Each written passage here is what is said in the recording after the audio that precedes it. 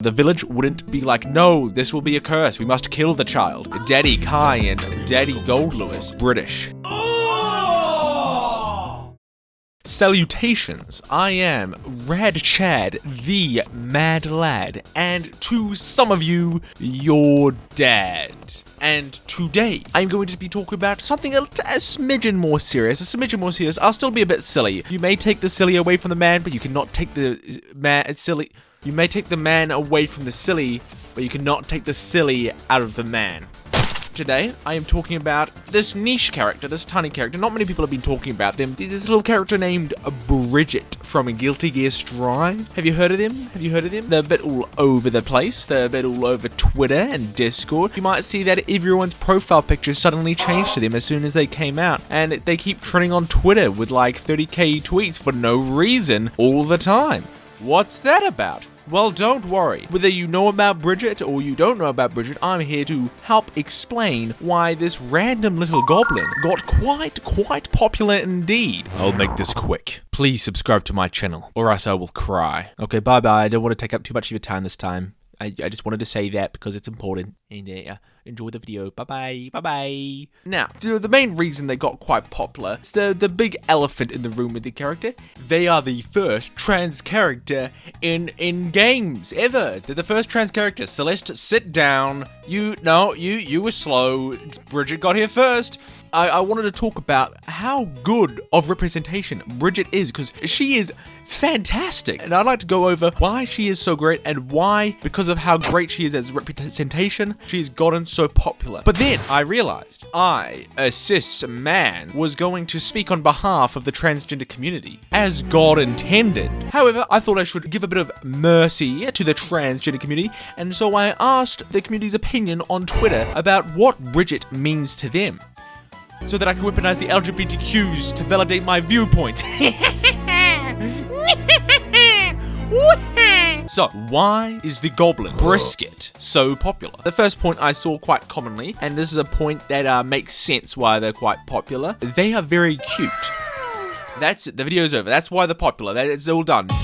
So yeah, they have a very cute design, and they have good vibing. They're a very emotive person. They are a little bit of a goober. This was quite a common theme among everyone. You know, it makes sense that they would go towards them being quite popular. There is more. There was a lot of responses where when they saw Bridget, they were like, just like me for real. They like me for real, on God. You could call Bridget a little bit of an egg cracker if you would.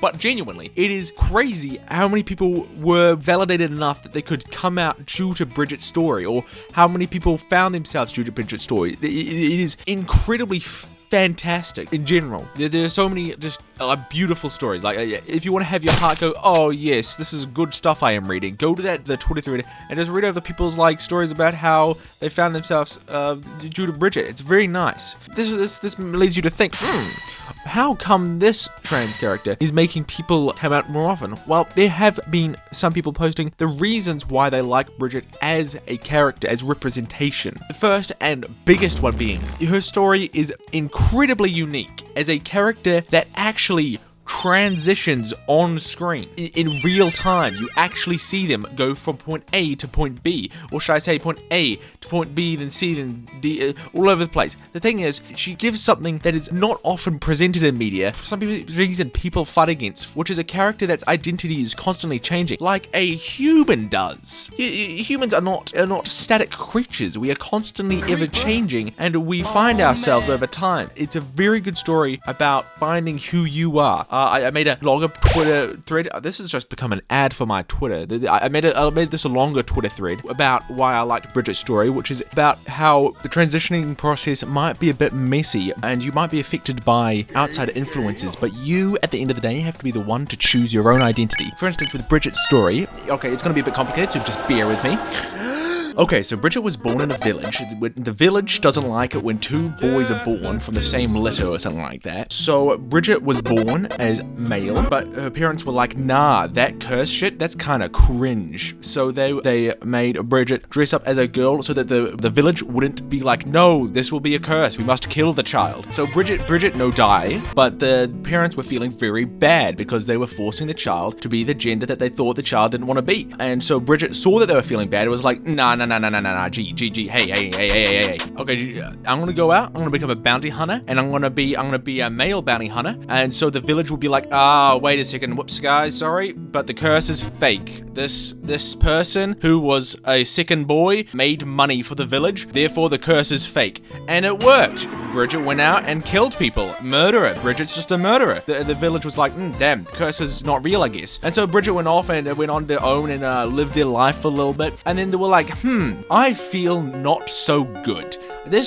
I don't feel like this identity fits me. And after some soul searching, found that she should go with what she feels most comfortable with, which she decided in the end to be female. So yeah, it's a little bit, she went through a little bit of a messy process, but that's just a human process. And it is such a shame that we don't get to see that. Usually whenever we see representation like that, they've already transitioned, or they usually show the transition, but it's like this horrible thing. But she just transitions and is just finding herself in a very positive way. And you just don't see that often with transition stories, which is incredibly beautiful to see. And don't even get me started on that arcade mode with Daddy Kai and Daddy Gold Lewis. Oh my god, the best allies in existence, those two. The advice they give to Bridget is fantastic.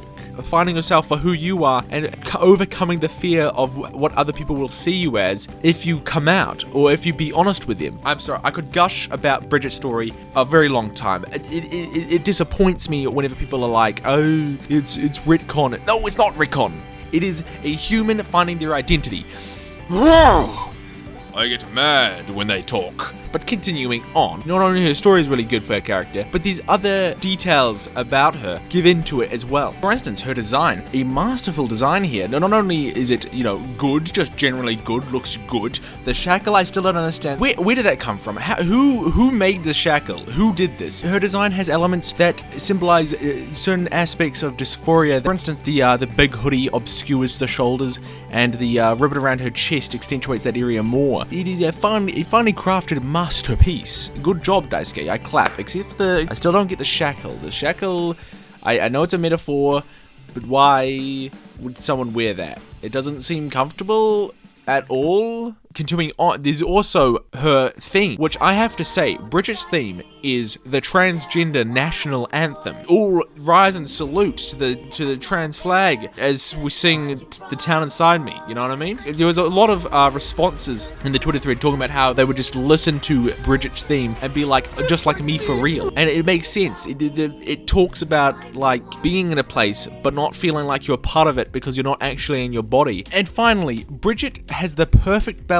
that a lot of other LGBTQ plus representation sometimes falls flat on. Some LGBTQ plus representation, it's either very, very blatant, almost slaps you across the face with it, and it almost overshadows the character itself, or it's way too subtle that you could argue it either way of if they're actually representation or not. But Bridget is pretty masterfully crafted, you see. She doesn't rely on the terminology that is associated with gender identity or being trans. Instead, it gives off the vibes, and it tells the story through her emotions and through her feelings and all that. So even if you are trans or in the closet, or you're not at all, or you have no idea what a trans person is, you can see that story and can be like, wow, this is a human being feeling emotions. She's her own character. She could be her own person because she's, having emotions like a human does, but also her gender identity is incredibly important to her because it's, tied into her emotions. It makes it a more authentic experience and a more authentic character. Oh no. Guys, I'm sorry, but I've actually realized Bridget's a terrible character. I'm sorry. I know I made this whole video and I was gushing about how good they were as representation, but at the end of the day, Bridget is British. Just awful representation. There's no excuse for making someone British.